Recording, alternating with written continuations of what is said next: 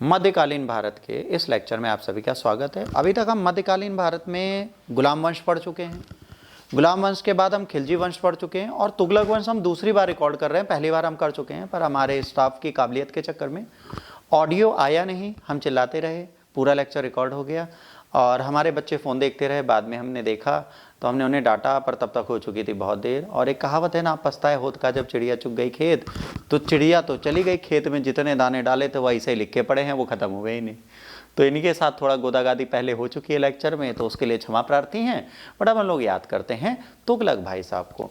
तो मोहम्मद बिन तुगलक से पहले एक और शासक थे जहाँ पर हमें जाना था, पर कहते हैं ना कभी कभार स्टाफ बहुत जल्दी कर देता है तो चीज़ें धीरे हो जाती हैं। तो अब हम स्टार्ट करते हैं यहाँ से गयासुद्दीन तुगलक से। गयासुद्दीन तुगलक भाई साहब की यदि हम बात करें तो गयासुद्दीन तुगलक से क्या होता है, हमारे इतिहास का प्रारंभ होता है गयासुद्दीन तुगलक जी से। गयासुद्दीन तुगलक साहब जो हैं, इन्होंने क्या किया भाई साहब, इन्होंने इस वंश की स्थापना की। कब की? 1320 में। कब स्थापित किया गया इसको बच्चों? इसको हमने स्थापित किया है 1320 में। 1320 में जब बच्चों हमने इसे स्थापित किया तो यहाँ क्या हुआ कि यहाँ पर ये सुल्तान कुतुबुद्दीन मुबारक शाह खिलजी के शासनकाल में उत्तर पश्चिमी सीमांत का गवर्नर हुआ करता था। जब मुबारक शाह खिलजी बैठे हुए थे उस समय पर ये कहाँ पे था? ये पश्चिम सीमांत का गवर्नर था। जब ये शासक बना तो इसको ये लगा कि भाई इसको क्या करना है। इसने कहा किसानों की स्थिति में सुधार कर दें और कृषि योग्य भूमि में वृद्धि कर दें तो इसका लाभ हो जाएगा।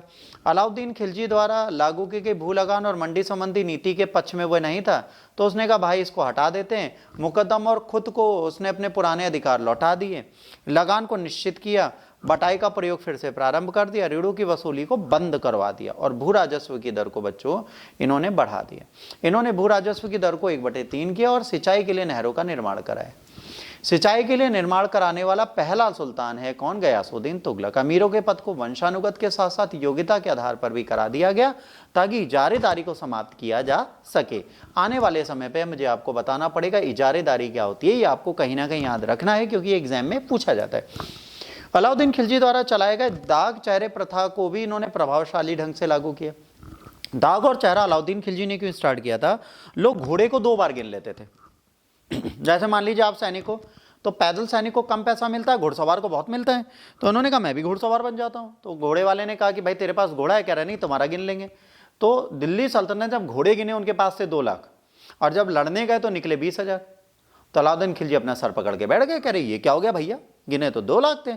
तो पता चला भाई एक ही घोड़ा 100 बार गिना गया था। तो इन्होंने कहा भाई पहले ले आओ दाग प्रथा, घोड़ा आए वो कूदे कितना कोई दिक्कत नहीं, उस पर पहले तुम गरम से दागदा फायर कर दो और जो सैनिक है उसके चेहरे को आइडेंटिटी कार्ड की तरह यूज करो और उसका आइडेंटिटी कार्ड बनाओ। गयासुद्दीन तुगलक ने दक्षिण में राज्यों को जीता और सबसे पहला राज्य था वारंगल। सबसे पहला राज्य कौन सा जीता बच्चों? इन्होंने वारंगल जीता। पहला राज्य जो इन्होंने जीत लिया उसका नाम रखा वारंगल। और पहला राज्य जो दक्षिण भारत का दिल्ली सल्तनत के किसी सुल्तान ने जीता था उसको बोला गया वारंगल। अमीर खुसरो इनका राज कवि था। गयासुद्दीन तुगलक की अगर बात करें भाई साहब तो अमीर खुसरो इनके राज्य कवि थे और निजामुद्दीन औलिया से इनका 36 का आंकड़ा रहा करता था। निजामुद्दीन औलिया ने गयासुद्दीन तुगलक के बारे में कहा था दिल्ली दूरस्ती, दिल्ली अभी दूर है। तुगलकाबाद से दिल्ली आ रहे थे, तुगलकाबाद दिल्ली के समीप था, वहां से ये दिल्ली के अंदर घुसने वाले थे। ठीक है, दक्षिण की विजय करके आ रहे थे, बहुत खुश थे। जब आ रहे थे तो इनके जो बेटे थे जूना खान, उन्होंने एक पंडाल लगाया स्वागत के लिए और उसी के नीचे ये दफन हो गए। जब इनका हाथी निकला तो पंडाल इनके ऊपर गिर गया और इनकी मृत्यु हो गई। कुछ इतिहासकार कहते हैं कि इन्होंने साजिश की जूना खान ने, परंतु ऐसा नहीं माना जाता। इसके बाद इनके पुत्र मोहम्मद बिन तुगलक गद्दी पे बैठे। 1325 से 1351 तक इन्होंने शासन किया। इनके शासनकाल की सबसे बड़ी विशेषता इब्न बतूता है। वो 5 गलतियां अलग चीज है, पर इब्न बतूता इनके शासनकाल से सबसे ज्यादा पूछे जाते हैं, तो आपको इब्न बतूता याद रखने हैं। इनका वास्तविक नाम जूना खान है। विलक्षण व्यक्ति है और सबसे ज्यादा एजुकेटेड दिल्ली सल्तनत के शासक हैं। इनके शासनकाल में 1333 में कौन आया? इब्न बतूता आया और सुल्तान ने इसका खूब स्वागत किया और दिल्ली का काजी नियुक्त किया। पीसीएस और आईएएस में कई बार पूछा जा चुका है, दिल्ली का काजी किसको नियुक्त किया? इब्न बतूता को। इब्न बतूता ने सुल्तान के राजदूत की हैसियत से चीन के शासक तोगान तैमूर के दरबार में भी गए, वहां पर भी मिले। इब्न बतूता के अनुसार उस समय तुगलक साम्राज्य 23 प्रांतों में बटा हुआ था। कश्मीर और आधुनिक बलूचिस्तान को छोड़कर लगभग सारा हिंदुस्तान दिल्ली के नियंत्रण में रहा करता था। मोहम्मद बिन तुगलक के साम्राज्य की सीमा हिमालय इधर, कलानूर इधर, सिंध गुजरात इधर, बंगाल इधर, और दक्षिण में भाई साहब इन्होंने बहुत सारी टेरिटरी जीत रखी थी। देवगिरी, ठीक है, वोरगल, द्वार, समुद्र, मालाबार सब जीत रखा था। मोहम्मद बिन तुगलक ने 5 योजनाएं चलाई जो इनकी सक्सेसफुल नहीं हुई। पहली थी दोआब में कर वृद्धि, देवगिरी को राजधानी बनाना, सांकेतिक मुद्रा जारी करना, खुरासान पर आक्रमण और कराचील अभियान।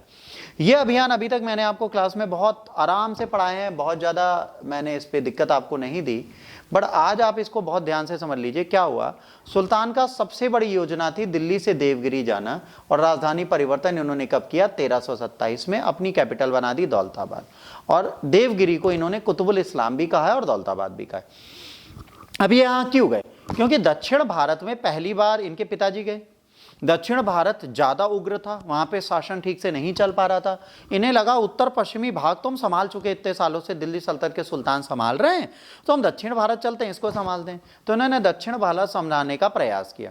सुल्तान ने 1330 में सांकेतिक मुद्रा का प्रचलन किया और अत्यधिक विशाल सेना रखने के उद्देश्य से किया। कुछ लोग कहते हैं ये अत्यधिक विशाल सेना रख रहे थे तो चांदी के सिक्के बांटते बांटते हो जाते बर्बाद, तो इन्होंने कहा कुछ आबादी के लिए करे, और राजकोष रिक्त हो चुका था तो तांबे के और मिश्रित कांसे के सिक्के जारी किए।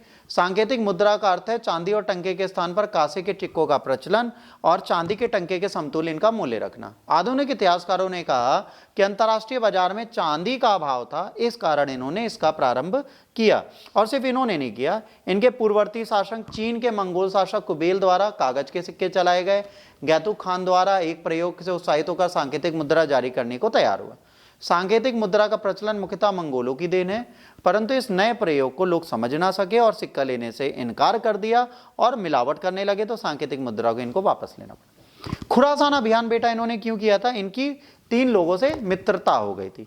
भैया सबसे बड़ी बात होती है मित्रता तब करो जब आपकी औकात हो। खुरासान अभियान जिसे तरमाशरीन के साथ मैत्री का परिणाम था, कहा जाता है त्रिमैत्री संगठन था किसका, मोहम्मद बिन तुगलक, तरमाशरीन और मिस्र के सुल्तान का, जो खुरासान को जीतने के लिए थे। खुरासान के सुल्तान थे उस टाइम पे अब्बू सैयद, इनसे लड़ने के लिए इन 3 लोगों ने मिलकर एक ट्रांस किया था जिसे ट्रांस अक्सेनिया राजनीति में परिवर्तन हो गया, और ये जो तरमाशरीन थे इनको हटा दिया गया, और जैसे ही हटे ये अभियान प्रारंभ होने से पहले ही खत्म हो गया। अब इनका मन किया कि चलो एक और काम करते हैं। इसके बाद इन्होंने इसके लिए सेना बनाई 3,70,000 सैनिकों की, और 1 वर्ष का एडवांस वेतन भी दे दिया। यहीं से ये भिखारी बन गए। कराचील के सैनिक अभियान को सुल्तान ने अगली विजय बनाई, पर यह बहुत खतरनाक हुआ। कराचील तिब्बत में था, सर्दीले तूफान और बर्फीले तूफान आ गए, पूरी सेना मर गई, और जो बचे बेटा उनको चूहों ने दे मारा, प्लेग लग गया। जैसे प्लेग लगा वो स्वाहा हो गए, तो कराचील अभियान भी इनका फेल हो गया। अब ये बड़े दुखी थे तो अपने अंतिम समय में कहा चलो करें बढ़ा देते हैं, तो दुआब में इन्होंने कर वृद्धि प्रारंभ की, बट ये लागू हो उससे पहले बहुत ज्यादा प्रॉब्लम क्यों हो गई। 1/10 से 1/20 थी, इन्होंने कहा 50% लगान इस पे लगाया जाएगा। पर उसी वर्ष क्या हुआ भाई साहब, वहां पे बारिश नहीं हुई, और बारिश ना होने से अकाल आया, और उसके बाद चूहे आ गए, तो महामारी फैल चुकी थी। और इसी टाइम पे सुल्तान ने ये घोषणा की थी, तो लोग यहाँ पे भी लड़ गए। बाद में उनकी सहायता के लिए कृषि विभाग बनाया गया, जिसे दीवाने अमीर को ही बोला गया, और सैकड़ों कुएं खुदवाए गए। अकालग्रस्त कृषकों को कृषि ऋण तकावी भी प्रदान किया गया। मोहम्मद बिन तुगलक के समय पर 34 विद्रोह हुए। कितने रिवोल्ट हुए? 34। मोहम्मद तुगलक के जीवन काल में दक्षिण भारत स्वतंत्र हो गया, और दक्षिण में तुगलक साम्राज्य के ध्वंसावशेषों पर 3 राज्य विजयनगर, बहमनी और मदुरा सल्तनत की स्थापना हो गई। 3 राज्य इनके समय पर स्वतंत्र हो गए। मोहम्मद बिन तुगलक ने मिस्र के अब्बासी खलीफा की स्वीकृति प्राप्त किया, और खुतबा एवं सिक्कों में अपने नाम के बदले खलीफाओं का नाम अंकित कराया। उसने अपने सिक्कों पर अल सुल्तान जिल्ली अल्लाह, ईश्वर सुल्तान का समर्थक है वाक्यों का विवरण दिया।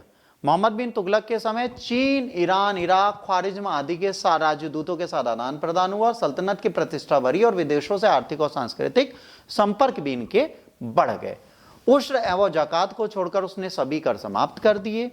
आमिर और अफसरों को वफादार बनाने के लिए मोहम्मद बिन तुगलक ने उन पुराने अफसारियों और कर्मचारियों को हटा दिया जिन पर उपद्रव फैलाने या किसी विद्रोह को करने में परोक्ष या प्रत्यक्ष रूप से जुड़े थे, उनको भगा दिया। नस्ल और वर्ग विभेद को समाप्त करने के लिए योग्यता के आधार पर अधिकारियों की नियुक्ति की और मोहम्मद बिन तुगलक के समय पर अपनी पूर्णता पहुंच बना ली। यहां पर अब शेख निजामुद्दीन औलिया, जिसने शेख निजामुद्दीन चिरागे दिल्ली सुल्तान के विरोधियों में से एक थे, ठीक है। जैन विद्वान जिन प्रभासूरी और राजशेखर का स्वागत किया, उनके साथ धर्म का वाद प्रतिवाद भी किया। सर्वप्रथम सूबों की आय व्यय के लिए रजिस्ट्रार रखे, जिनको आज हम लेखपाल बोलते हैं। दिल्ली सुल्तानों में वह प्रथम सुल्तान था जिसने हिंदू त्योहार होली में भाग लिया। आपसे एग्जाम में पूछा जाए कौन सा पहला मुस्लिम शासक है बच्चों जिसने होली जैसे त्योहार को बनाया, तो वो ये थे। कौन सा पहला शासक है जिसने सूबों की आय व्यय के हिसाब के लिए पहली बार रजिस्ट्रार या लेखपाल नियुक्त किए, वो भी मोहम्मद बिन तुगलक थे। इसके बाद नगरकोट पर आक्रमण के अवसर पर इसने ज्वालामुखी के देवी मंदिर को नष्ट नहीं किया। यह पहला मुस्लिम शासक है जो हिंदू शासन की जगह पर अटैक कर रहा है पर मंदिरों का विध्वंस नहीं कर रहा।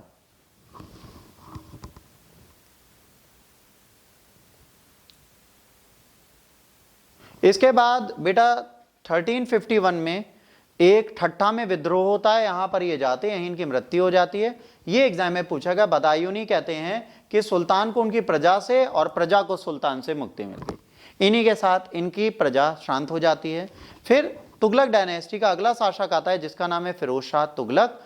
1352 में मोहम्मद बिन तुगलक की मृत्यु के पश्चात उसका चचेरा भाई गद्दी पर बैठता है। मोहम्मद बिन तुगलक के प्रत्येक समस्त ऋणों को माफ कर दिया और सुल्तान को भेंट देने की प्रथा को समाप्त कर दिया।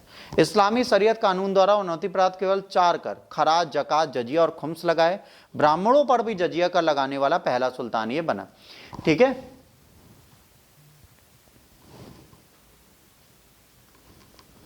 ब्राह्मणों पर भी जजिया कर लगाने वाला पहला सुल्तान ये बना। आगे बेटा थोड़ी देर में पढ़ाते हैं।